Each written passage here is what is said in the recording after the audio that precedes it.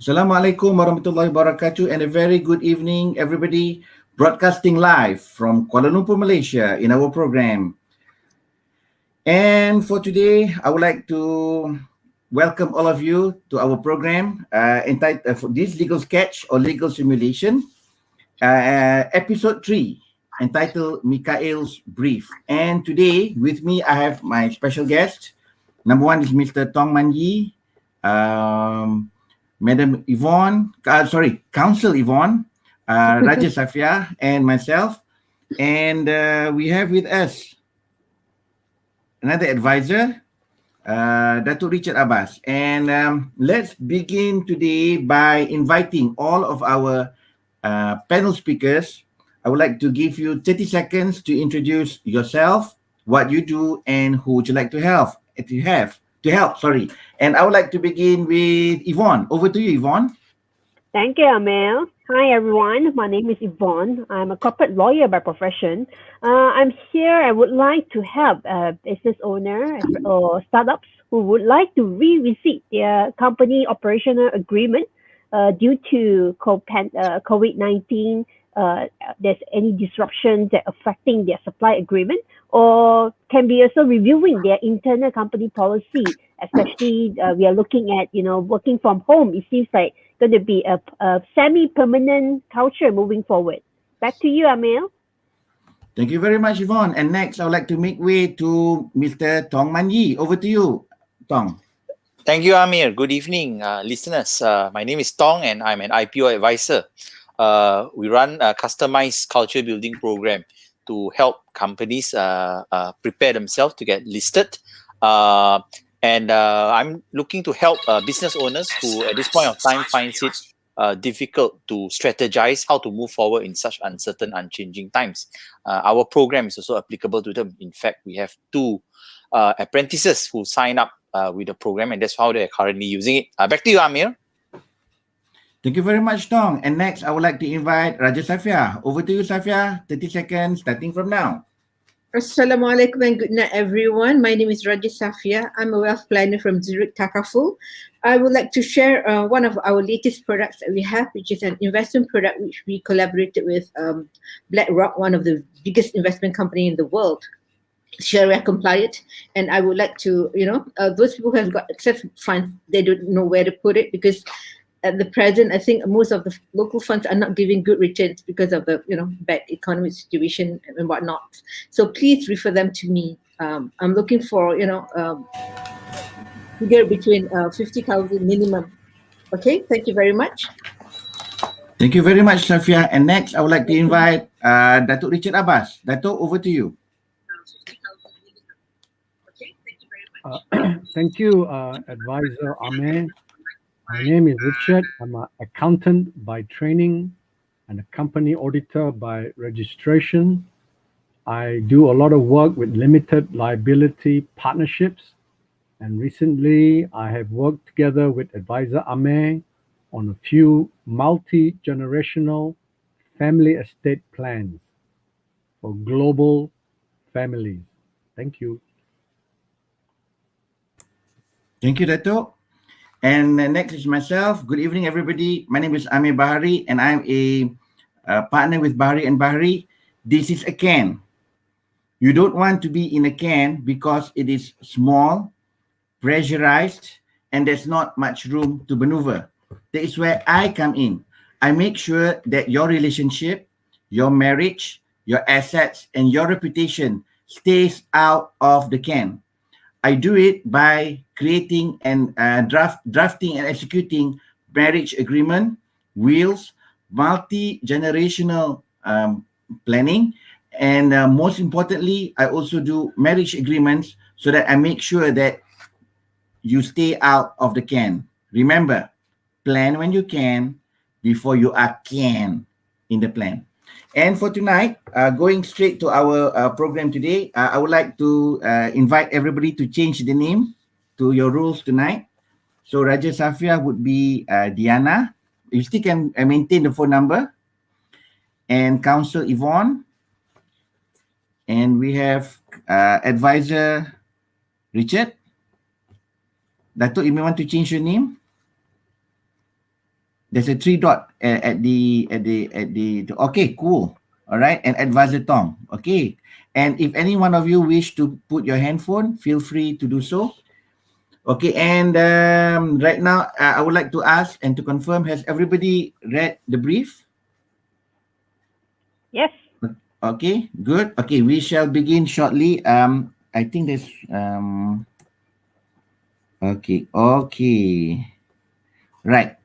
Okay, we have our partner from Indonesia. He will join us at let me see, at 9:55. At 9:55, he will join in. Okay, so are we good to go, everybody? Thumbs up if you're ready. Okay, let's begin now. Okay, good morning, sorry, good evening, Counsel Yvonne. Good evening, Tuan Amir. And Madam Diana, thank you very much for meeting An Nasihin today. We're very much honored. We'll receive our junior counsel's note and briefing. And I would like to thank both of you for coming to An Nasihin to address your legal concern. Now, as you're aware, we have, prior you coming in, we have prepared the non-disclosure agreement. May I know whether you've signed the agreement? Yes, Tuan Amir, we have received the NDA and we have already forwarded it to my client, Puan Diana, and we will execute the same and to transfer over to your side. Okay, on our side, where all the advisors has signed the non-disclosure agreement, and once it is stamped, we will make sure that everybody gets a copy. And I would like to reassure both of you that whatever we discuss in this room is strictly private and confidential, and it shall not leave these four walls. Thank you. We appreciate the commitment from your team as well. Thank you. Okay, right. Now, based on the brief that we have received today, now we just like to confirm that the late Mikhail married Diana for 25 years, and he died without making any will or any form of inheritance planning. Am I correct on that? Yes, that is the position. And Mikhail's domicile is Malaysian? Is Malaysia? Yes, he is a Malaysian, correct. And there was no marriage agreement between the late Mikhail and Diana? Yes, and Puan Diana, if you would like to confirm the same, is that the case? Puan Diana, I think your mic, you have to, yes. Muted. Oh, yeah. What Yvonne said was true. Puan, if you don't mind me asking, may I know why was there an absence in the marriage agreement? Where was the what? Why didn't you make a marriage agreement when you were married to protect your assets or his assets? Probably I was naive. I was not aware of such thing being in existence. Right. Okay. And also from the notes of our meeting, I got to from notes from the junior counsel, we got to know that there is no irrevocable power of attorney, there is no trust, limited liability partnership, or any form of estate planning vehicle created during Mikhail's lifetime. Am I correct on that? Yes, there wasn't any formal arrangement.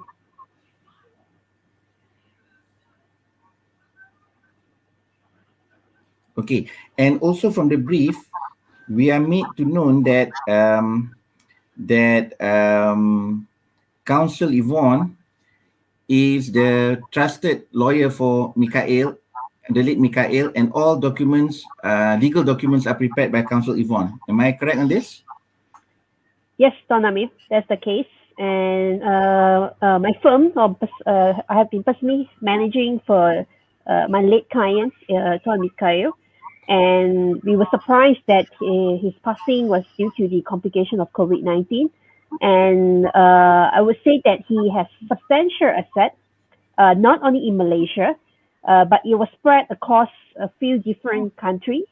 We have in Singapore, Australia, Hong Kong, the United Kingdom, and also Indonesia. And These are we are not only talking about assets here. There were also shares in the respective country and also floating cash in the current account. As you can see from the brief itself, in Malaysia, we have quite substantial. We are looking at about 120 million worth of assets, in which we have 70 million in residential property, 42 million in the Central Depository System (CDS) account, and also 6 million in his own personal current account. So these are the assets in Malaysia? Yes, that's the position.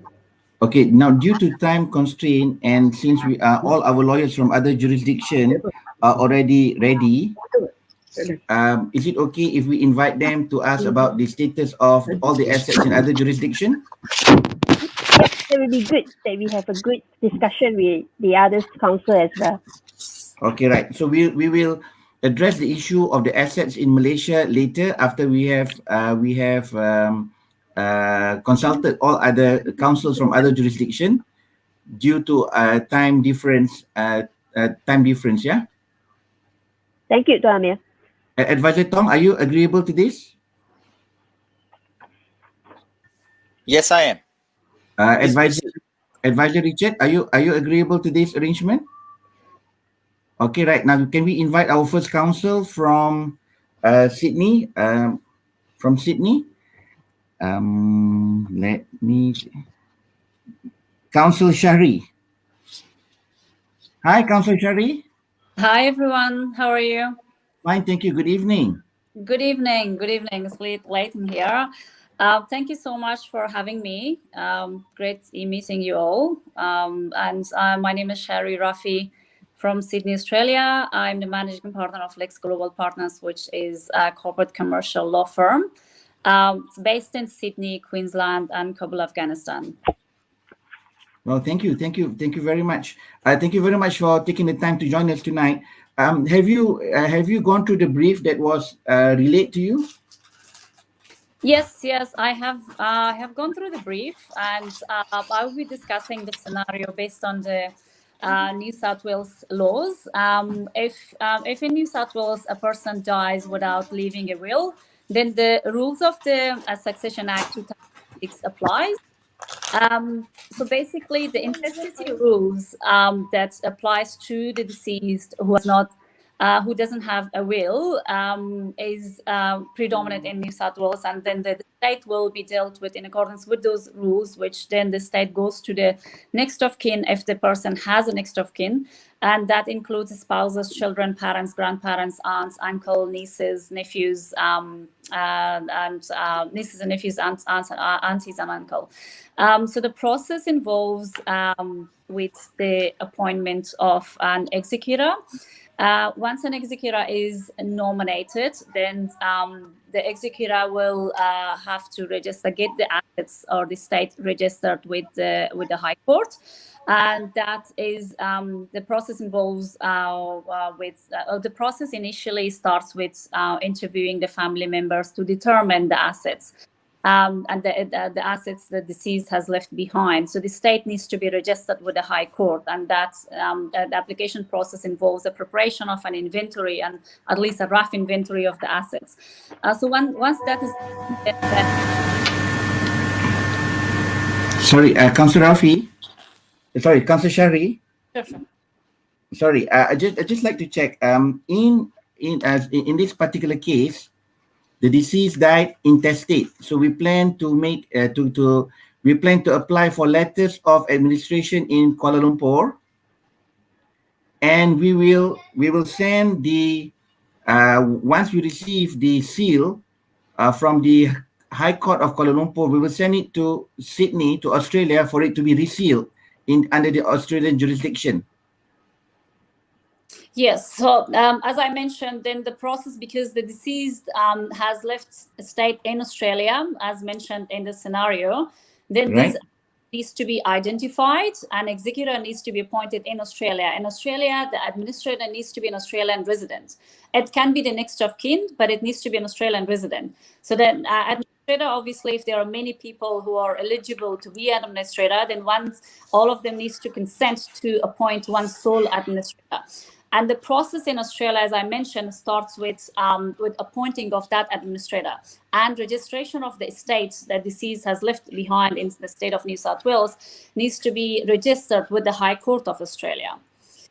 So the first is the administrator identifies those assets, then they prepares an inventory, then those assets, they apply to the master of the High Court and they get those assets registered with the High Court. Once those assets are registered, then the executor will, the master will issue a certificate of appointment, then the executor will be appointed officially to distribute those assets and deal with them, which starts with perhaps the first stage is to open a bank account, then to advertise the estate in the newspaper and the government gazette. So the purpose of this advertisement is to provide all the creditors 30 days window to lodge their claim against the estate. So all the creditors have 30 days from the date that the estate has been advertised in the gazette or the local newspaper to lodge their claims. And once this 30 days time period lapses, then the executor will be authorized to liquidate and distribute the assets. Then distribution and liquidation and distribution of the assets involves opening of an L&D account, and based on that L&D account, then the executor will be authorized, obviously, to submit all the documentation and then advertise the L&D account as well. Then the L&D account will be open to queries for 15 days in Australia. For anyone who has any queries or questions within the magistrate court, they will open it, they will leave it open, they will leave the L&D account open for 15 days. The L&D account obviously clarifies all the assets and liabilities and solvency of the estate. So the L&D account will be open for 15 days for any queries, and the executor or executors or administrators are obliged, or they have obligation to respond to all the queries in these 15 days. And once this has been completed, this phase has been completed, then executor will be authorized to distribute the assets. And after the distribution, obviously, in that phase, then the executor has to pay all the taxes and dues owed, if applicable, to the Australian government, and distribute the assets based on the authority given to them by the High Court. And once that happens, then the executor will provide all the documents and proof of distribution, proof of payments to all the creditors back to the master of the High Court, and then the master of the High Court, if they are satisfied, then they provide them a filing slip and they close the estate. And that's how pretty much the estate gets distributed, and the estate will be closed in the state of New South Wales in the absence of any will. Okay, thank you very much, Counsel.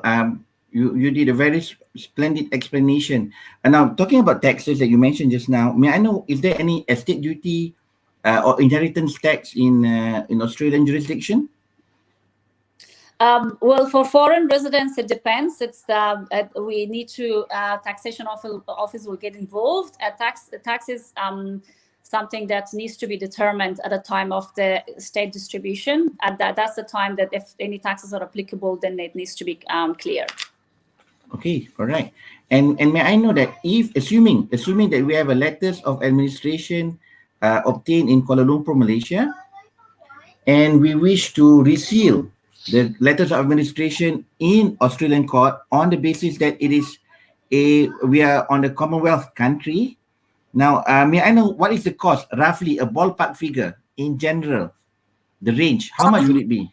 Yeah, sure. So the cost differs and the timeline as well differs. The timeline differs based on the complexity of the state and obviously the value of the state. But the timeline is normally 6 months to 12 months. And the cost will be different. I can provide you an example from the New South Wales Trustee and Guardianship website that they base their fees based on the asset value. For instance, it will be 4.4% on the first 100,000, 3.8% on the second 100,000, 2.75% 5% on the third 100,000, 1.6%, 6.5% on any amounts over 300,000. So the cost will depend on who is managing the assets.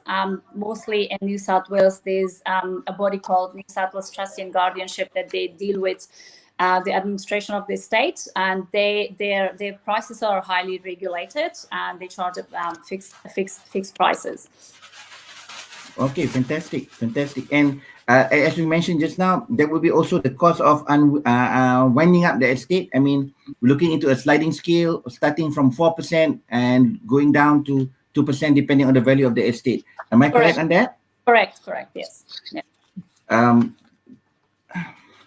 Senior Counsel, thank you very much. Other advisors, do you have any questions, or do you have any questions for any of us? Counsel Shari? I have a question. What Yes. is the L&D account? LNG's liquidation and distribution account. Okay, all right, thanks. Liquidation and distribution account opens after the 30 days window lapses. So the 30 days window when the creditors have the opportunity to lodge claim against the estate. So once that time has lapsed and all the claims have been lodged, then the executor opens an L&D account, and the L&D account has all the record of the asset liabilities and determines solvency of the estate. And that based on that L&D account, then the distribution happens. Okay. Is there any other further questions from the advisors? Advisor Tom? I'm clear. Advisor Richard? Yvonne? Counsel Yvonne? Diana? Yeah. Any further question? No. Counsel Shari, do you have any question for us? Oh, good. Thank you so much. I would love to hear what are the rules in different jurisdictions in relation to distribution of deceased estate.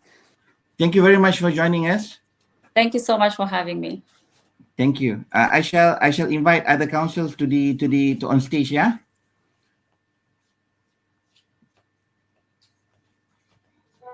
Okay. Can we invite our other speakers from Singapore? Sorry, I've got guests with me. Okay, thank you, sir. Okay. Is it okay if I invite other speakers? Yes, Diana? Pardon me? Okay, you're raising your hand.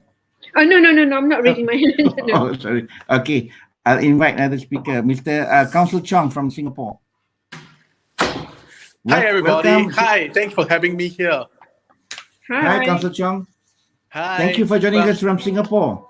No And worries. true to our BNI culture, you have 1 minute to introduce yourself, what you do, your company, and who would you like to help? Over to you, sir. Yes, hi, my name is Yue En. I am a Managing Director of Better Chambers LLC. I specialize in family and inheritance law. So if you need to have the peace of mind for your legal issues, come and find me because we come with creative solutions. We fight when it's necessary and go to court to get justice. But what we prefer is a very amicable approach to solving your issues. So I specialize a lot in family law, divorces, inheritance, probate, estate, as well as just planning for succession. So that's me, and thanks for having me here. Thank you, sir. Thank you. Now, is it okay if we go straight to the point? Yes, Based on we the do. time Let's go straight constraint? to the point. Yes. Counsel Chong, okay, now may I know, in Singapore, a Malaysian who died intestate with That's right. having assets in Singapore. Now, may I know whether Singapore has an estate duty No, or Singapore inheritance does. tax? Well, thankfully, Singapore doesn't have an estate duty since 2008. If you have died before 2008, you have estate duty. But if you die after 2008, there's no estate duty. That's meaning that 2008 is more than 13 years ago. Most deaths these days are after 2008. I see. Thank God for that. In Malaysia, we did away with our estate duty in 1992. You are more advanced than Singapore. That's what I have to say. Okay, right. My second question now, assuming that we start the process of letters of administration in Malaysia, in Kuala Lumpur, That's right. May I know what is the cost to reseal the LA from the Malaysian court to the court in your jurisdiction in Singapore? Well, to be fair, the cost of resealing depends from law firm to law firm. However, if I would give an indicative gauge, because for all resealing, it has been filed in the High Court, the Supreme Court of Singapore. As a result, the filing fees are more expensive than what you file in our state's courts, which is the lower court, or is called the Family Justice Court. So if I would talk about it in ringgit, it may be anything between 15,000 ringgit all the way up to 25,000 ringgit. 15 to 25,000 ringgit 15 to to 25 reseal, yeah? ringgit. But I am just quoting generally, and I don't quote for all the people around, but I think that is a good way to look at it. It really depends on the complexities of the issue. If there's any complexities when it comes to the resealing. Okay, understood. I mean, like, yes, yeah, I understand that. So we're talking about I a range understand of it's about 15. 5,000 ringgit to reseal in Malaysia. So that's what all my other Malaysia counterparts tells me. Oh, okay, right. But I must say that it depends from firm to firm as well. But basically, it depends very much on what car the lawyer drives lah. Lamborghini, Ferrari. Okay, that one will cost more. Yes. Okay. So the next question that you had, right, was on the administration of the estate. Well, very similar to Australia. Generally, lawyers in Singapore don't actually administer estates. Normally, administration of estates is left to the family members. But because since of COVID, no one can come to Singapore to close bank accounts. And many of my clients who are Malaysians have been asking me, Lawyer Chong, can you help me to administer? Well, the first thing I will tell them is I need a power of attorney. You need to give me a power of attorney under Section 27 of our Trustees Act in order for me to act as a trustee for you. The second thing is what are the trustees' fees? Well, we use the trustees' fees that the public trustee in Singapore uses. There is a step-down table, like for the first $5,000, the next $7,000. We have this, we follow this, and of course there's a premium to these services as well. So I did a calculation the other day, and if the assets are worth about $1.5 million, we're looking at about $15,000 Singapore by the Singapore Public Trustee. However, the Singapore Public Trustee is fees for people who can qualify for the Singapore Public Trustee. So I guess for a lawyer, you can imagine that anything around that amount is enough. But then again, some lawyers, what we do is we do per hour, hourly, especially it's like it doesn't make sense. Let's say you have a huge house and you're selling for 30 million Singapore dollars, but the work is really easy. Surely it can't be that we'll be collecting so much fees. So I think it's a mixture between fees. I mean, even the estate is really small, but we spend so much time administering an estate. I think we had to charge even more. So I think it's going to be a mixture between time costs as well as cost and a step-down cost. So always check with your lawyer to see which way they're going. It could be the same lawyer, but it could be different schemes. It really depends on how difficult it is to administer your estate. Okay, understood. So basically, for our client, which estate is about 10 million Sing dollar, right? And in different right. portfolio, from residential property, quoted stock, and current account. So roughly, would you be based on a percentage or based on hourly billing? Hourly.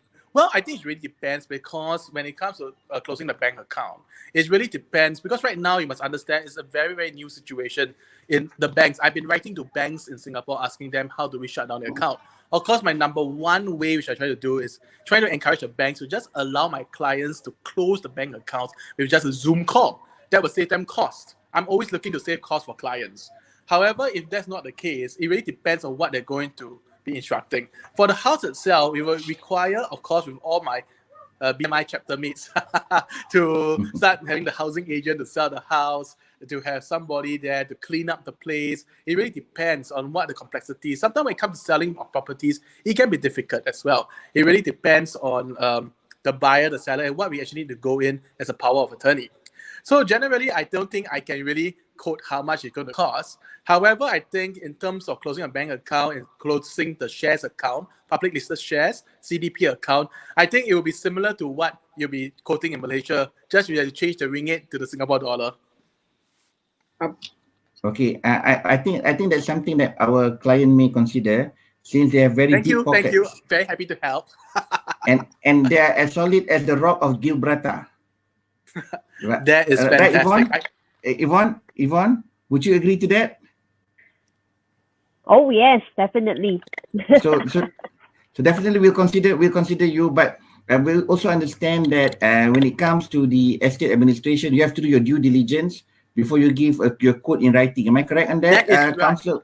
Counsel Chong? So, yes, so for due diligence, under the Law Society rules, we have to do KYC, know your customer, for all our clients. I think under any money laundering rules, we will actually to interview you. We will ask you whether you are a politically sensitive person, which means that are you someone who is in a position that allows you to launder lots of money?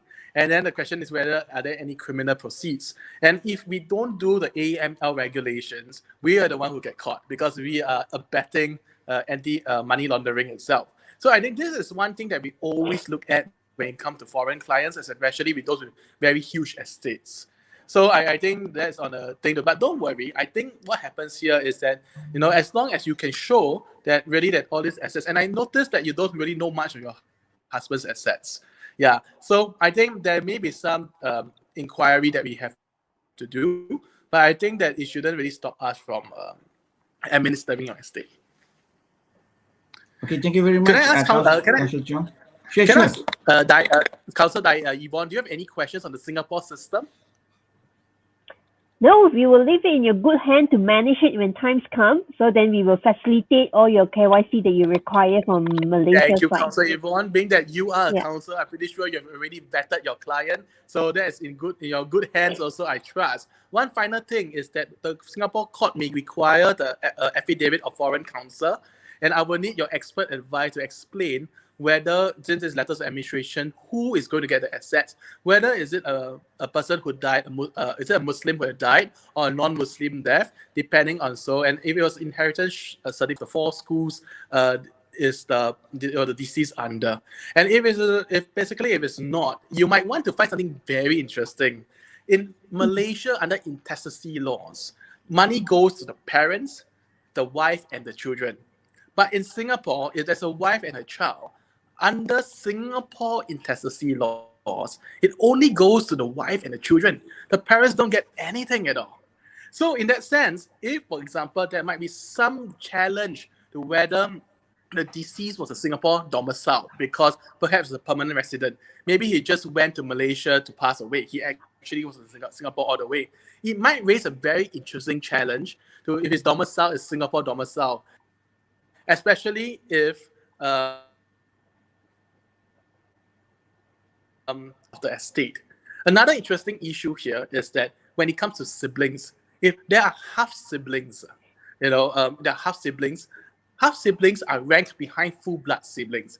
So if you hear of a story of a full blood sibling being assassinated or murdered or any of those things, or in those sense to just remove them off, you might be wondering whether the prime suspects are the half blood siblings. I actually have dealt with such cases on the Singapore side where there is extreme urgency or interest in ensuring that the domicile is Singapore, even though they might be Malaysian in nationality. And I think that's something very interesting, the unique relationship with Singapore and Malaysia, being that we were one country once and we moved so much between each other. The most Singaporeans live in Malaysia. The largest number of Singaporean expats are living in Malaysia, and the largest number of people who are permanent residents are from Malaysia. So we have this very symbiotic relationship, and I'm really looking forward to how I can help you on this case and further cases. Thank you, Counsel Chong. Advisors, do you have any further questions to our counsel from Singapore? Advisor Tong? Advisor Richard is good. Advisor Tong? Yeah, how complex are the KYC documents? Do you require financial due diligence to be conducted? And if it's done, which side of the border would be accepted for the KYC documents? Does it have to be conducted in Singapore, or is it possible to accept any due diligence done in Malaysia?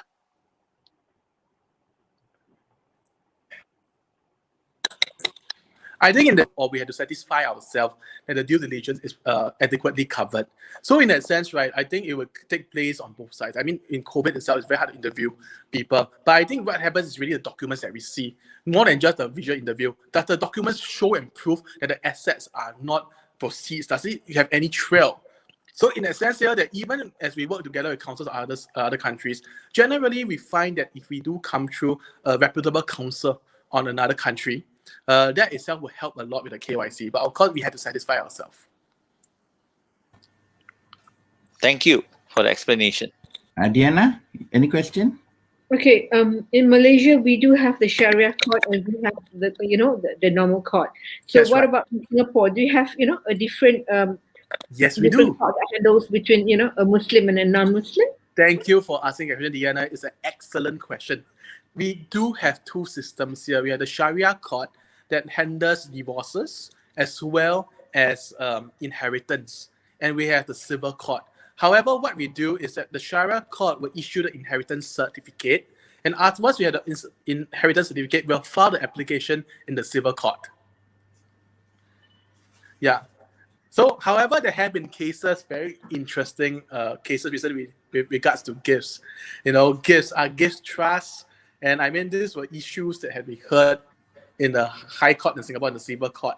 So, I mean, there is always a crossover of Sharia law into the civil courts.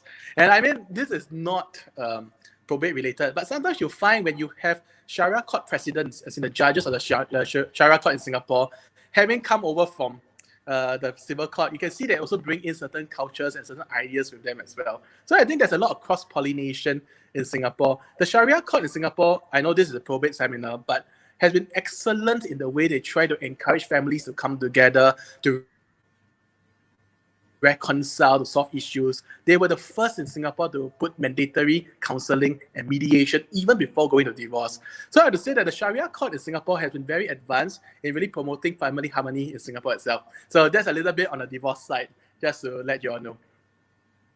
Interesting. Pondiana, any further question? No, I'm good. Thank you so much, Tom. Thank you. Thank you so Counsel much. Yvonne? I'm heading off. Thank you very much for joining us. Yes, thank you. One Counsel final Chong? thing is that, one more final thing that came to my mind is that when it comes to the Sharia in Singapore, both Muslim and non-Muslim lawyers can operate in the Sharia court in Singapore. But if you operate the Sharia court and you practice there, just do no Malay. Your Malay has to be good because the Sharia court presidents often speak in Malay. So if tak boleh Melayu, then they'll ask, go and engage your own interpreter and pay. Thank you. Okay, looking forward. Interesting. See you. Thank you, Counsel Okay, Chong. bye. God bless. Thank you. Okay, we have Counsel Chong just now. Now I think we have Counsel Fiona from Hong Kong. Are we ready to receive her? Advisors? Counsel Yvonne? Pondiana, ready? Okay. Good evening. Hi, Counsel Fiona. Hi. Nice to meet you here. Thank you for having me here as well. Pleasure meeting you. And thank you for joining us tonight. Welcome. Thank you for inviting me. And in line with our BNI culture, we're giving you Yes. 1 minute.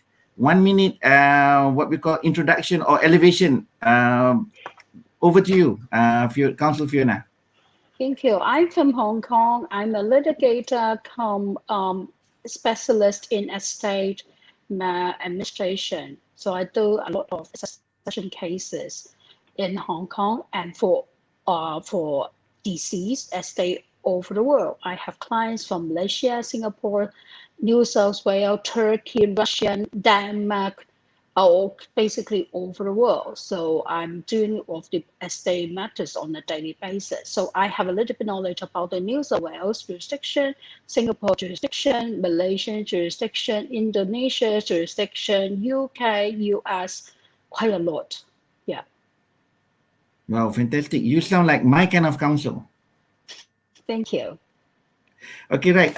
If I have your permission to go straight to the point, with Sure. regard to the brief we have in hand today, as you know, Madam Diana's late husband passed away with assets in Hong Kong, estimated at 35 million Hong Kong dollars. Now, comprising of residential properties, 20 million, 15 million in quoted stock, and 5 million Hong Kong dollar in current account, multiple currencies. Now, may I know from your experience and legal practice, what is the current estate duty or inheritance tax? Does it exist in Hong Kong?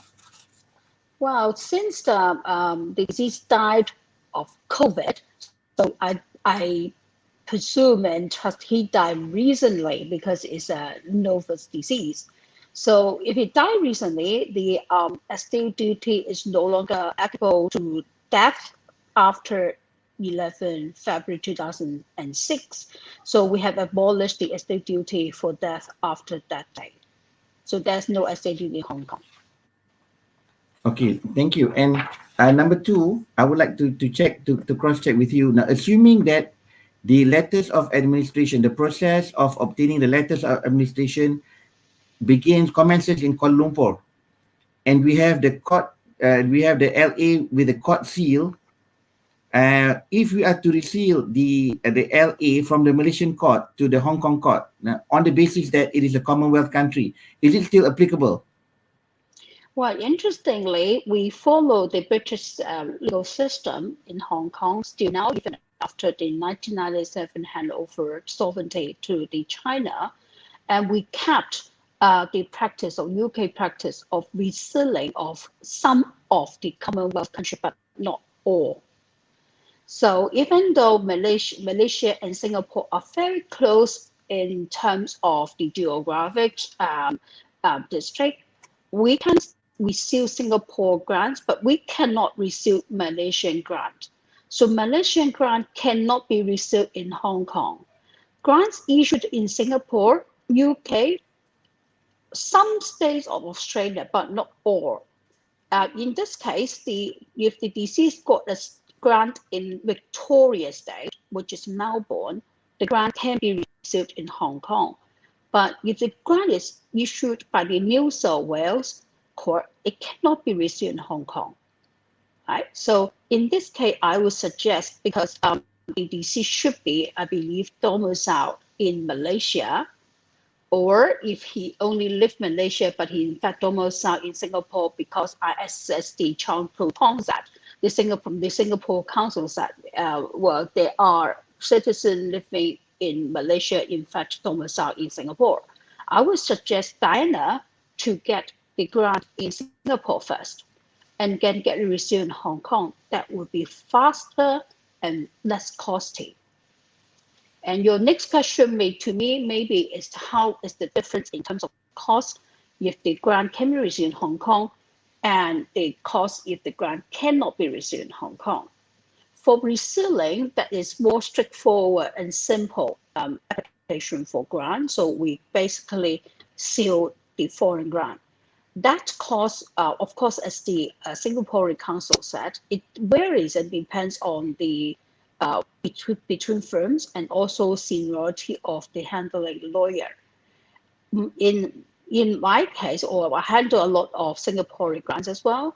Well, I would say that usual cost will be for straightforward case is about 16 ringgit, Malaysian ringgit for resealing. If resealing grant cannot be done for some reason, for reason except that, for example, if the grant even is issued in Singapore, but it's issued to attorney like a council, Singapore Council, he got the grant on behalf of the client rather than the client, the widow applying for grant. The grant is an attorney grant. We call it a limited grant. The limited grant cannot be resealed in Hong Kong, even though it's issued in Singapore. And the deceased family has to apply for a full grant in Hong Kong. So that means they have to apply as if there's no grant has been ever made in jurisdiction which the Hong Kong court accept for resealing. And the cost can be double or even triple, because in that case, the process and the procedure for the application is more complicated. First of all, we have to get the foreign jurisdiction attorney to provide an affirmation of law as to the law of the place where the deceased died on, was as to the succession, that is, who are entitled to succeed the estate and who are entitled to get the grant. All right, if there's no grant ever made in the foreign jurisdiction. If there is a grant issued for foreign jurisdiction like Singapore, maybe there's a limited grant or there is a grant from the New South Wales, what we can do is to just file the application without the affidavit law of foreign lawyer. All right, and that cost can vary depending on how complicated the case will be. One of the, I would say, one of the procedure or what called time cost consuming is that the authentication of documents required by the Hong Kong court. Hong Kong court is very strict, and they require the foreign document for proof of relationship of the deceased and the applicant be strictly authenticated according to the Hague Convention if the party, if the country is a Hague party. If not, then it has to be legalized, which is the first step beyond the apostille. If the document is not properly authenticated, the court will reject it. Then the case will be put on appeal, and that can take a very long time to process. Okay. Do you have any questions? Yes, Counsel Fiona. Okay, Counsel Fiona, what the experience that I'm getting with having a conversation with you is actually we can start the application of letters of administration actually not strictly in Kuala Lumpur, but it can be in any one of those jurisdictions. Am I correct?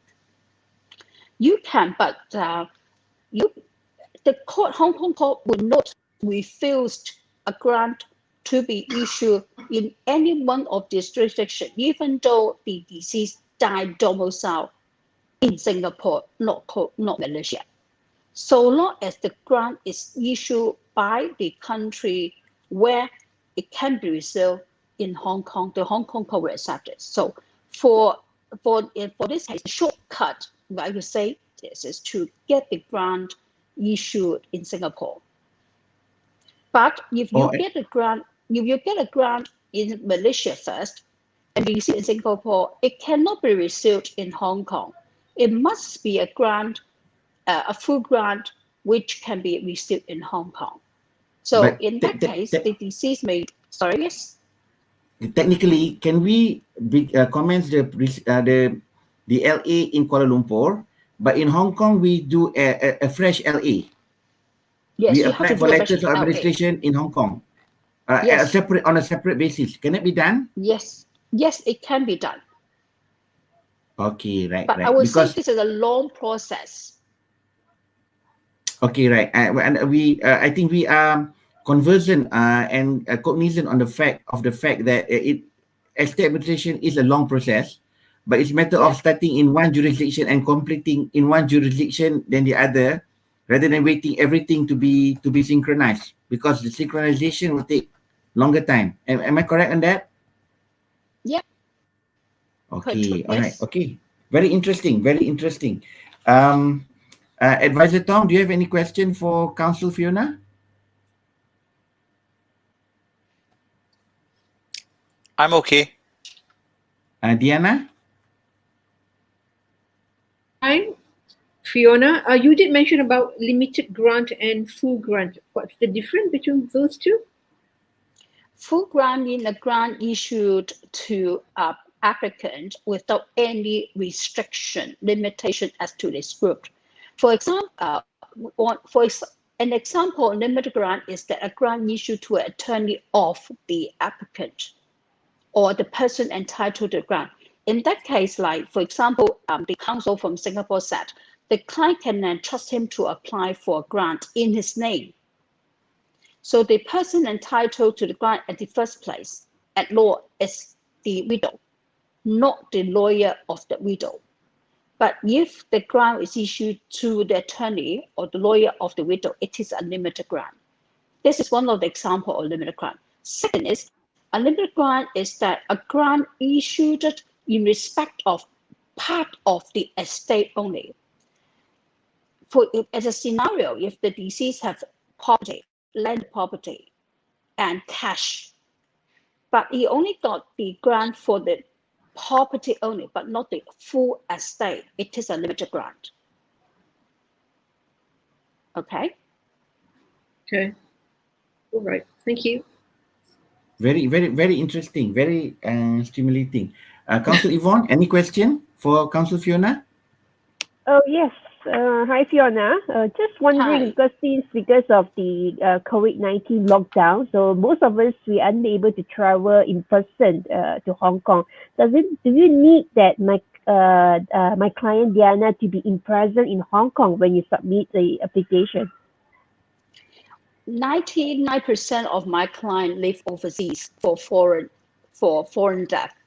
They don't need to come to Hong Kong, even not during the COVID. They can sign the paper for the grant, for the application in the places, and get this document application notarized and sent to Hong Kong. And we can close the account. We can deal with or collect the grant, collect the asset for that, except one country, which is China, PRC. Because Okay. in PRC, Republic of China, they don't have this system of notary public like these other countries.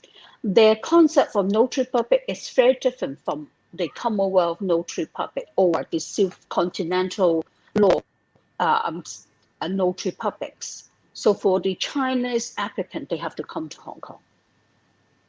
All right, brilliant. So we know that we don't need to be in person. That would have speed up most of the Yeah. things that can be done. Yes. Yeah.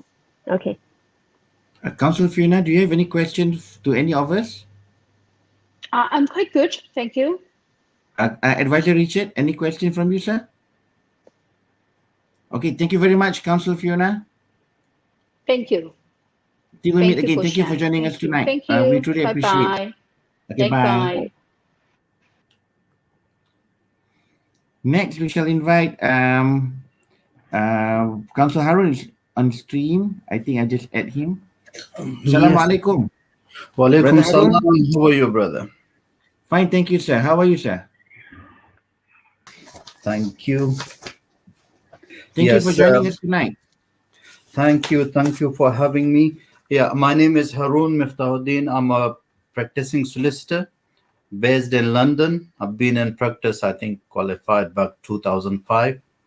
And currently, I'm the managing director of Wentworth Solicitors, which is based in the West End of London, very close to the Malaysian High Commission, by the way. MashaAllah, very good, very good. So, Counsel, can you advise us based on the brief that you have in your hand with regard to the deceased estate in the UK? Now, can we? So basically, the estate is about £20 million. Yeah.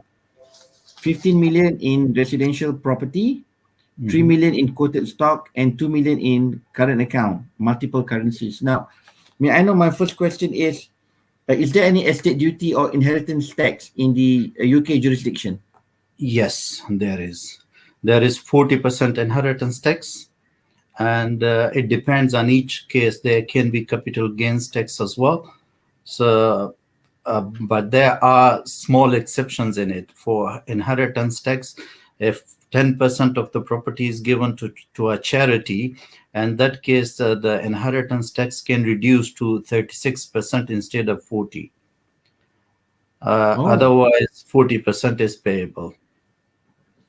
40% of the total estate? Yes, yes. Okay, it's quite steep, yeah? Yes. Yeah, that's the law. Okay, now, on the second question, assuming that we commence the estate administration process in Malaysia for the letters of administration, may I know what is the cost to receive the letters of administration from the Malaysian court to the London court in the UK jurisdiction? Yeah. First of all, under the Colonial Probate Act 1892, I think it's Section 2, the Malaysian probate is recognized, the letter of administration is recognized in this country, and you can apply for resealing of the same, which saves a lot of time and costs. You produce that, you have to send it here to the probate registry.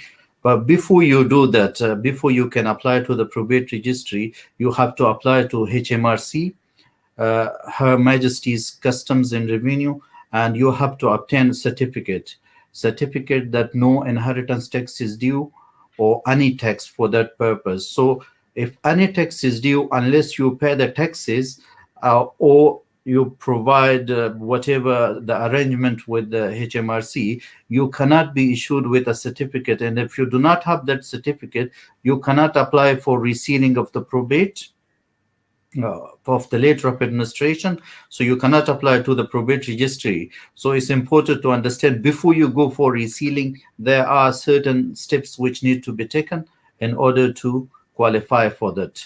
And the resealing, the costs are not that much. The legal, I think it involves this 155 or something is fees for the probate registry, but the legal costs are probably hefty because it depends on a solicitor. Here we have different structure of fees. Whether it depends on the solicitor that you are instructing. We have grade A, grade B, grade C solicitors. Anyone with 80 years or more experience is grade A solicitor. Anyone with 4 years to 80 years is grade B, and 1 to 3 is grade C. And then we have trainees. So the fees charged as per their seniority.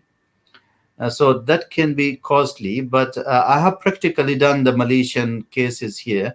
It was a client of mine who had passed away and he had property here. And the only difference with your case and that case is there he had a will. In this case is under intestacy rules. And under the English intestacy rules, whatever the courts in Malaysia have decided, the same can apply here, because under the English intestacy rules, the property is going to go to the deceased spouse or a partner and the deceased children, if there are children. If no, then the whole estate goes to the spouse. So currently, I believe it will be divided between the spouse and the children. Another condition under English law is the spouse has to survive the deceased by 28 days. If she doesn't, then obviously she will not be entitled to anything. If she passes away before that period, then the property will be left to the children. Yeah. So the costs really depends on the solicitor that you are instructing. There is no fixed fee. Interesting. And may I know what is the cost generally to wind up the estate in the UK jurisdiction? Again, there is no fixed cost. It is an arrangement between the solicitor and the PRs or the executors or whoever are instructing the solicitor. See, sometimes we have different structure of fees. We have agreed fee. So we agree a lump sum, let's say £5,000 for the whole job, regardless how much time it costs me, but I will do that job in £5,000. I will not charge you more or less. Okay. Another is fixed fee. Fixed fee is basically we fix a fee, but it can go up and down. We say, so let's say it's £5,000, but if we do more work than a certain amount of work, then it can go up. But if we do a bit less, then we can reduce the fee accordingly. So it's called fixed fee. And the third one is hourly fee. Hourly fee is, again, as I explained earlier, it depends on the seniority of the solicitor. Currently, my per hour rate is like £350 an hour. I see. £350 an hour or part thereof, I suppose. £350 per hour or part thereof. That means if it's 10 minutes, it's also 350, right? Yeah, it's no per hour, 60 minutes. It's 350. If it's 15 minutes, do they pay 350 divided by 4 or still 350? No, if it's hourly rate, even if it's 5 minutes, we charge you for 5 minutes. Really? Yeah, if we charge you, if we spend 10 minutes with you, we charge you for 10 minutes based on 350 per 60 minutes. Oh, mashallah. Okay. I was in Malaysia slightly different. And for me, actually, I speak for myself. I learned from the parking industry. If it's only 10 minutes, it's still 350. Okay, no. 50 minutes is still 350, but 1 hour and 1 minute, it'll be 700. No, we are fairer that way. We are a bit fairer. Understood. But of course, we always inform the client upfront for this. Yeah.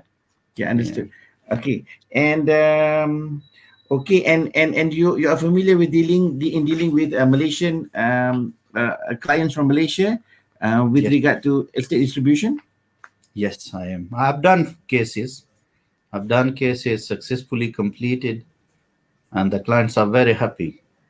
MashaAllah. I thought so too. I mean, they are ex-UIA graduates as well, so that way I had that nexus with them. MashaAllah. Very good. Probably now I'd like to open to the advisors. Advisor Tong, any question you'd like to ask?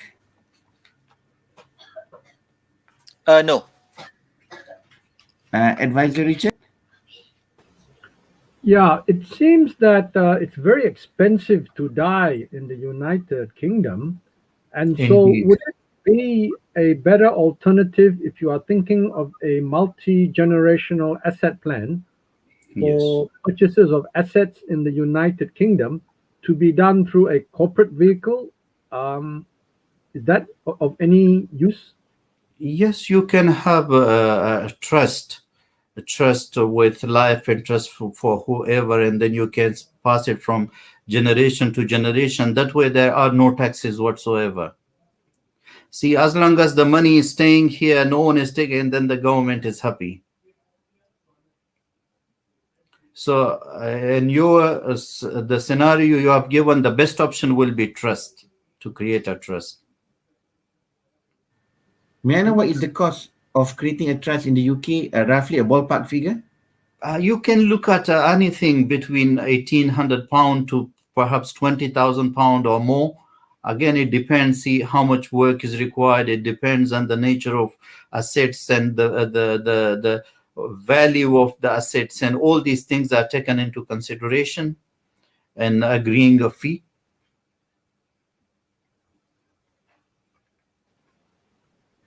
How about if I have a corporate vehicle, registered in Singapore or Malaysia or Australia, and this corporate entity acquires property or assets in the United Kingdom? Is that acceptable?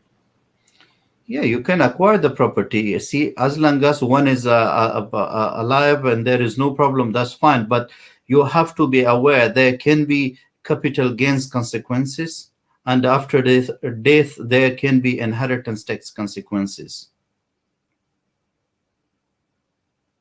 I'm sorry, what I'm trying to say is that the registered owner in the United Kingdom would say be a company, and a company generally does not die, and therefore there will be no tax. No. Yeah, if the company is alive, and the company is there, and the directorship is passed from one person to another person, then that's fine. As long as the company is in existence, there is no problem. There are no tax consequences at all. Thank you very much. No problem. Welcome. Counsel Harun, thank you very much. Madam Diana, do you have any question for our brother? For Counsel Harun? Assalamualaikum, Counsel Harun. Okay, you did mention there are like a tier for a company that's more than 8 years, 15 years, whatever, right? Yes, that's for solicitors, I mentioned. For solicitors, yeah. Where are you ranked in that matter? I'm a grade A solicitor. I have more than 15, 16 years post-qualification experience. Oh, okay. Yeah. Making it more expensive than the rest, right? But we are reasonable. See, we are reasonable. We are reasonable comparatively. Okay. Madam Diana, we're looking more into value rather than price. So I'm sure. I know. Yeah. Harun, Value, in terms of value, our priorities when dealing with clients, especially from abroad. I have clients from different countries. So especially from Malaysia, it's like second home. So Malaysia, when they come to us, we provide them with excellent deal. See, I get some clients through Malaysian High Commission and through other friends, and all the clients are happy. See, our priority is to make sure we provide the best possible service to our clients. I'm sure you do. Thank you so much. Thank you. And I can guess what's the secret of your success, Counsel Harun. Yes, brother. It's your voice. You have a very soothing voice, just like Richard. Thank you. Deep and Thank soothing. you. Thank you. Counsel Yvonne, any question? Yeah, just a quick one touching on the trust, Mr. Harun, that you advised earlier. Does it mean that the family of Mr. Mikhail needs to appoint their next of kin as the trustee, or they can appoint any independent trustee to act for them? No, see, once if there is a trust, assumption under the English law is if someone dies intestate, then obviously whoever the PRs become the trustees. So the PRs can be the family members, or the family members can appoint somebody else. Yeah. All right, great. So it's the choice of the family. Understood. Okay. Any other further questions, advisors? Or Pandiana? No? Okay, thank you. Counsel Harun, thank you very much for making the time for us. And thank you very much for accepting us as we are. Thank you very much for having me. Thank you. Have a good evening, all of you. Jazakallah khair. Assalamu alaikum. Waalaikumsalam warahmatullah. Next is our final counsel from Jakarta, Pak Amir. Assalamualaikum Pak Amir. Pak Amir boleh tolong unmute? Waalaikumsalam Wan Amir. Terima kasih kerana bersama kami dan maaf kerana menunggu agak lama. Tak apa. It's okay. Okay, so is it okay if we conduct in English or you prefer bahasa Nusantara? We can translate for you.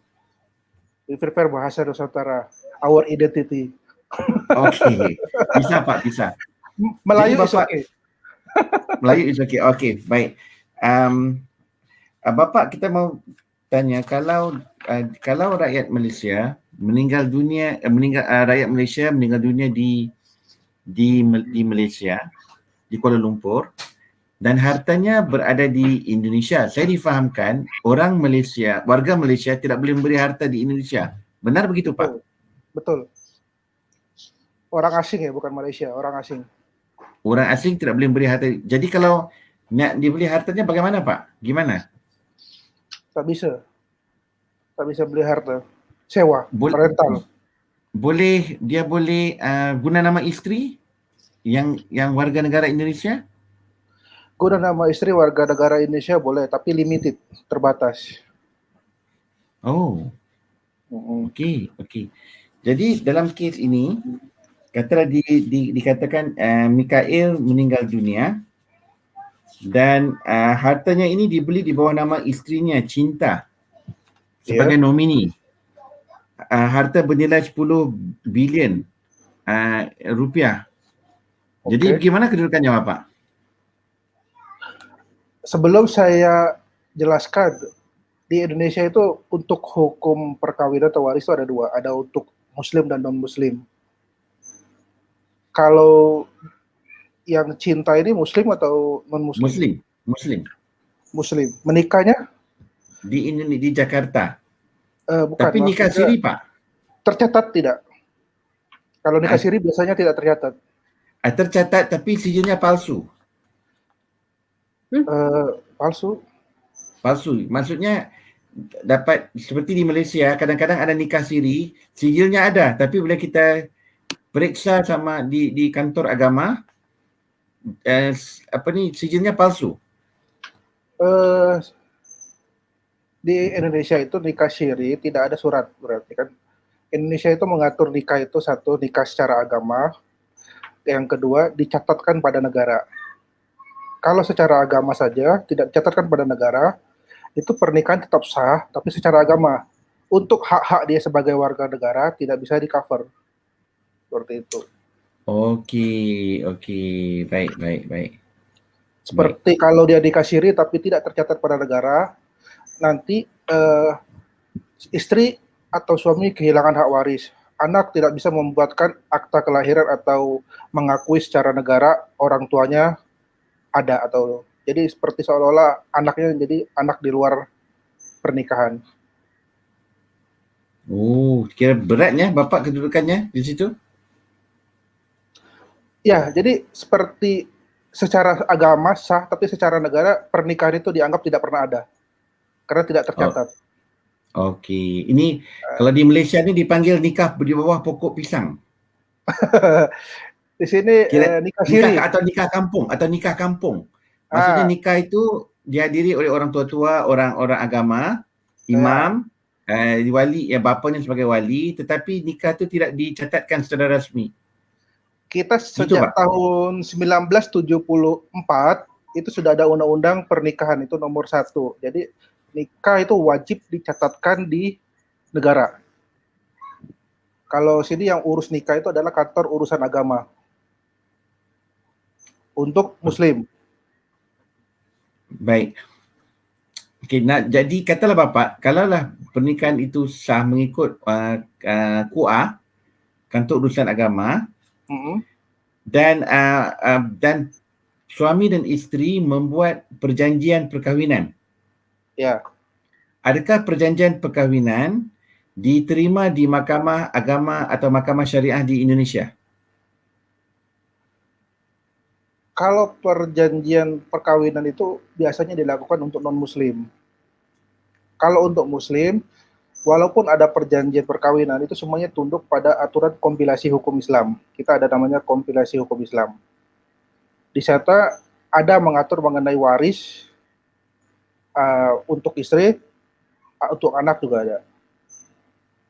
Jadi kalau perjanjian perkawinan itu tidak sama atau bertentangan dengan undang-undang itu, otomatis itu batal. Jadi seperti itu. Di sini Muslim jarang sekali pakai perjanjian perkawinan ya, biasanya non-Muslim pakai. Karena Muslim itu sudah ada aturannya untuk mengenai waris atau mengenai harta gonogini, harta bersama. Okey, faham Pak, faham. Jadi saya okey, baik. Okey, baik. Okey Bapak, kalau begitu kita mau bertanya, kalaulah dari segi wang ataupun saham di pasaran saham, bagaimanakah kedudukannya di bawah undang-undang Indonesia, Pak? Adakah kalau bukan warga negara meninggal dunia akan dikenakan apa-apa cukai? Cukai pewarisan? Pajak waris ada. Ya? Kita ada kenal namanya pajak waris. Maksudnya apa itu, Pak? Pajak waris itu pajak yang dikenakan negara terhadap harta warisan. Oh, berapa peratus, Pak? Saya tidak hafal nominalnya ya. Oh, tapi ada dikenakan lah? Ada? Ya ada, tapi tidak banyak lah. Hanya mungkin sekitar 5%. 5%? Oh, okey, menarik. Dan kalaulah berlaku kematian dan duit di dalam akaun dibekukan, berapakah kos ataupun biaya yang diperlukan untuk mendapatkan perintah mahkamah bagi mengeluarkan wang di bank ataupun berkaitan dengan saham syarikat? Dibekukan karena apa? Kerana kematian. Saya andaikan seperti di Malaysia, kalau ada seseorang itu meninggal dunia, maka duit di dalam bank akan dibekukan sehingga mendapat surat ataupun surat kuasa dari mahkamah. Beda, Indonesia tidak seperti itu. Jadi kalau uang di bank misalnya, contohnya atas nama suaminya meninggal, istri yang sah itu cukup membuat surat keterangan ahli waris dari kantor administrasi setempat. Misalnya itu nanti akan ditujukan ke pihak bank bahwa dialah ahli waris. Ya. Nah, nanti bank akan approval itu, periksa, kalau benar uangnya akan diberikan kepada ahli waris sesuai dengan surat keterangan waris. Surat keterangan waris itu dari mahkamah atau daripada Pak Lurah? Atau Kalau surat keterangan waris, kalau di atas 18 tahun itu dari Pak Lurah kalau bicaranya itu. Tapi kalau di bawah 18 tahun, dia tidak punya lagi pewaris yang lebih tinggi, misalnya ibunya sudah meninggal, bapaknya juga ikut meninggal, itu di bawah umur 18 tahun, maka dengan penetapan pengadilan atau court. Okey. Pengadilan akan menetapkan bahwa ahli waris yang sah itu adalah dia. Nanti bank akan ikut follow aja surat tersebut. Berapa kos biayanya Pak kalau melalui proses undang-undang? Biaya administrasi detailnya ya kurang lebih 5 juta. Nah, 5 juta. Wang Malaysia dia 2,000 lah kurang lebih. Iya. Ya, kurang lebih biaya. Itu anggaran Biaya Pak ya? resmi ya, biaya resmi, bukan biaya jasa lawyer ya. Oh, kalau campur dengan biaya jasa lawyer? Depend. Kalau lawyer tidak ada tarif. Depend on case. Oh, depend on case. Baik. Itu kita punya ungkapan sama seluruh dunia Pak. It depend on case. Okey. Nanti kalau saya letak tarif, teman lawyer marah semua nanti. Faham Pak, faham. Jadi kita faham terdapat seperti di Malaysia, di Indonesia juga terdapat biaya jasa peguam, biaya rasmi dan terdapat proses supaya harta-harta itu dapat ditukar atau dikeluarkan daripada nama si mati kepada nama ahli waris. Benar Pak? Benar. Tapi bila ada kasus, sepertinya misalnya Diana ternyata nikahnya nikah siri. Apa dengan cinta tadi ya? Cinta Diana nikah ini siri. istrinya yang benar. Iya. Ternyata dia cinta nikah siri. Tapi cinta ingin harta warisan dari suami kan? Itu bisa. Kita bisa mengajukan ke pengadilan disertai dengan bukti-bukti bahwa dia memang pernah menikah dengan Mikhail. Ada saksinya, ada alat buktinya seperti foto pernikahan atau saksi. Kalau Islam itu kan saksi 2 atau terus ada penghulunya.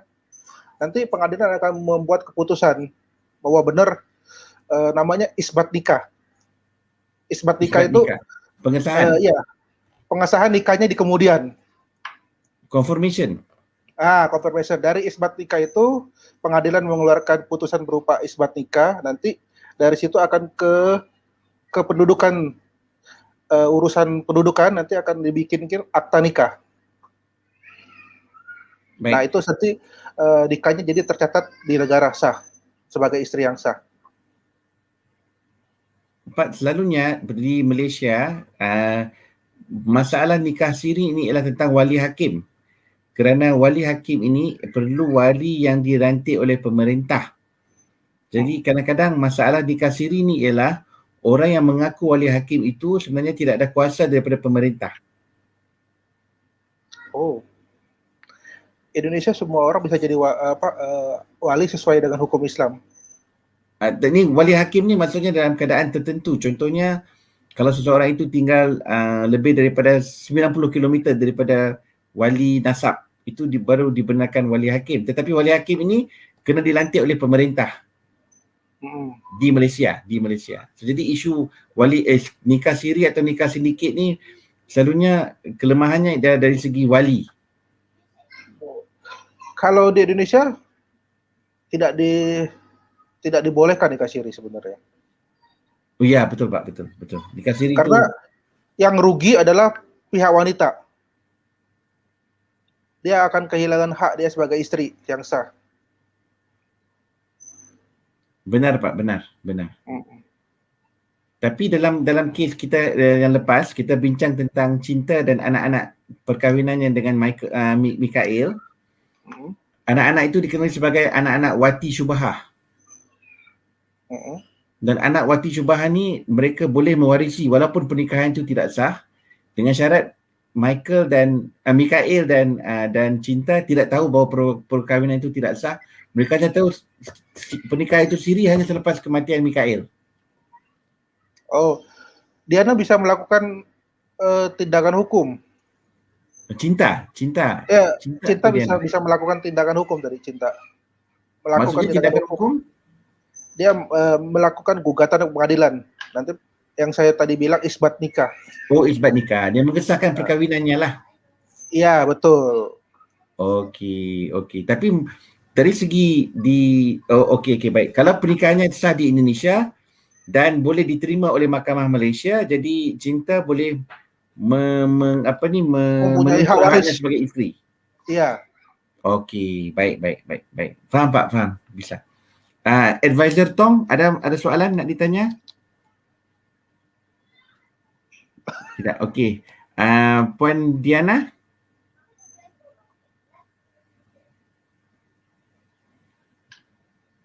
Hi. Okay. Saya just curious because bukan ke kalau di Malaysia the marriage has to be recognized by our government, then only cinta can apply for whatever rights that she has as a wife. Is that true or it is not? Okay, in this case, berdasarkan keterangan Pak Amir Hamzah, cinta boleh pergi ke mahkamah di Indonesia untuk mengesahkan perkahwinannya. Hanya selepas pengesahan perkahwinan di Indonesia, dia akan mengesahkan perkahwinannya di mahkamah di Malaysia. So, dia kena buat jugalah the process of pengesahan. Dia kena sahkan 2 kali. 2 kali lah. Okay. Sebab kalau dia nak mengesahkan perkahwinan di Malaysia, mahkamah nak tengok dokumen. Dokumen tu akan disahkan kena disahkan oleh kedutaan Indonesia. Di Indonesia. Ya, betul. Di Malaysia. Alright, faham. Ya. Counsel Yvonne, ada soalan? Tak ada, semua baik. Thank you. Baik. Advisor Richard, Pak Richard? Bisa. Bapak Amir, ada soalan untuk kami? Tidak ada. Tapi ada kalau dalam case ini dia cinta bisa mendapatkan hak dia sebagai istri walaupun dari nikah siri. Ada peluang. Ada peluang, Pak, ya? Ada chance. Okay.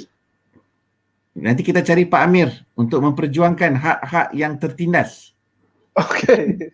Memberikan hak kepada yang berhak sebelum menjadi incredible hak. Pak Amir, terima kasih kerana sudi bersama kami. Semoga hanya Allah saja bisa membalasnya. Terima kasih. InsyaAllah kalau bisa ke Malaysia, kita jemput ke rumah saya, kita ngobrol. Kuala Lumpur kah? Kuala Lumpur, ya. Okey. Terima kasih ya, Pak. Mungkin selepas Corona, kalau sudah pergi, sekarang Corona sudah ramai-ramainya. Ya. Jemput, Pak, ya. Okey. Terima kasih. Terima kasih.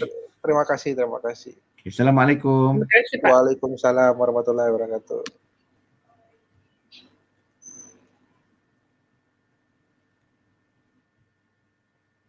Okay, Puan Diana and all Counsel Yvonne. Okay, just to cover on the Malaysian part, yeah, we have listened from all the jurisdiction on the Malaysian part. Now, the asset in Malaysia in Kuala Lumpur is worth about 120 million, 72 million in residential asset, 42 million in quoted stock in CDS account, 6 million in current account. Now, basically for the Malaysian asset, my advice would be like this. Puan Diana can claim for harta sepencarian. So, harta sepencarian can range between 30% to 50%. Now, had you made a marriage agreement and the marriage agreement stipulates that upon death you can claim up to 50%, then it would be, the court would be inclined to take it as that 50%. Now, however, without a marriage agreement on this matter, we're looking at the range between 30 to 50%. Now, if you're going to make that claim under harta sepencarian, there will be what we call other parties, and the other parties would be your children. So, and of course, cinta, if your marriage is recognized in Indonesia and recognized in Malaysia, and also cinta's children. So basically, it will be something that all parties would have to sit down and either agree through mediation or go to the court and allow the legal process to take its course, and for the court to determine what is the right figure for you. So the first is harta sepencarian. Okay. Give me a second, please.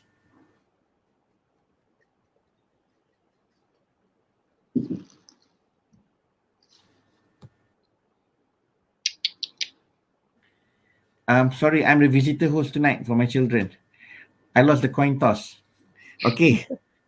Number two would be number two. Now, because there are minors involved in this case, so basically we have established from the previous from episode 2 that the children between Mikhail and Cinta are called wati syubaha. Wati syubaha means like under the law, even though the marriage is not recognized, but the status of the children are recognized under the Islamic law as his children, so they can inherit. Now, because of the existence of minors in the estate, then the law stipulates that we have to appoint 2 administrators to administer the estate. So the law stipulates that you can have either from 2 to 4 administrators, maximum being the 4, to administer the estate. So that is the second position. Now, the third position that I would advise is that now, based on the after getting input from multiple jurisdiction, which is from Singapore, Hong Kong, Australia, and Indonesia, now chances are based on the Commonwealth countries that recognize the Malaysian letters of administration, now we can apply the LA in Kuala Lumpur and have it resealed in jurisdiction that recognize Malaysian court. However, for countries that do not recognize Malaysian jurisdiction or Malaysian court, then we have to start the estate administration process in those respective countries. So, is that something that resonates with you, Puan Diana? Not really something new. I'm just curious, for the harta sepencarian, is it only for those harta that is in Malaysia, or for those the foreign assets? I mean, how do you go about that? Is the harta sepencarian applicable as well? Well, in my opinion, it's not only for harta sepencarian assets acquired during marriage. The law never stipulates where the assets are situated. Yeah, that's my understanding too. Yes. All right. Okay. Okay. Right. So coming to that, I think we have come to some legal positions that you'll be able to consider. And since you have Counsel Yvonne with you, probably you'd like to discuss with her more on what is the next best step for you to move forward. Okay. Thank you, Tuan Amir. Thank you. Is there any question from our other advisors? Advisor Tong, any question or any feedback? No.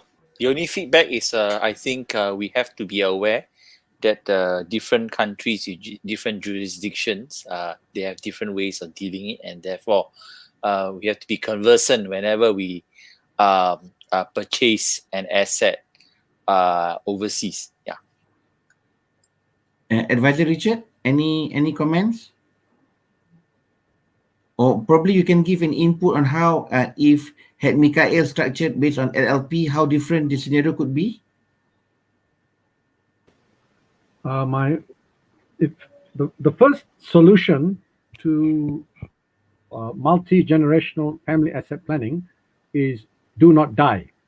Then if you live forever, you do not have any problem. However, if you will die, then one option is to put your assets into a structure. And when you put your assets into a structure, whether a trust, a company, a Sendirian Berhad, an LLP, then there is no death duties in certain countries, and there are no taxes in transfer from one family member to another. And therefore, depending on the nature of your family And depending on the nature of your assets, it may be worthwhile to look at creation of a certain structure that may resolve long-term multi-generational issues. Again, it depends on case to case and family to family. Thank you. Counsel Yvonne, what would your thoughts be on this case? Thank you, Amir. We have heard a lot from other council, other jurisdictions, and it is an eye-opening to myself too, that how different country has its own way on dealing asset and how do they recognize it. And as we see a country that is more developed like Singapore, they are more straight with KYCs and all that. So I agree with Dr. Richard, having a proper structure, hopefully that is all in place before one person die and well planned out. And especially now with COVID still getting strong and active out there, and we know that COVID does not hit just only the older people, and as young as 30 or even below than 30 can die because of COVID. So we should start even now if we are looking at protecting your family, not even a small piece of property that you have, that should also a good way to start planning when you have just one small little piece of asset that you have on hand. Cool. All right, that's all for me. Thank you, Yvonne. Pondiana? Well, there's so much, information. I'm having information overload. So I need to, to sit down, digest, and discuss with Yvonne how do we go about, tackling these issues. Okay. Lastly, before we end tonight, now what would your take be on our discussion tonight in one word? I would like to start with myself. One word would be I don't know. I can't have my one word now. It's still not coming. Can I start with you, Yvonne? Overwhelmed. Overwhelmed. Diana? Information overload. Overload. Okay. Tom? Overloading. Awareness. Richard? Forever. Forever, eh? Okay, I think I'll take Richard's word. It'll be structure. Anything that, like, I mean, in BNI we have structure. Anything with structure helps to solve so many things. Yeah. Yep. Agreed. Yeah. Thank you so much for joining us tonight, ladies and gentlemen. I hope to see you again in the future. Thanks for playing. Thanks for going 100%. Until we meet again. Thank you, everybody. Bye-bye. Thanks, everyone. Bye. Okay, Good night. bye. Bye. Good Good night. night, everyone.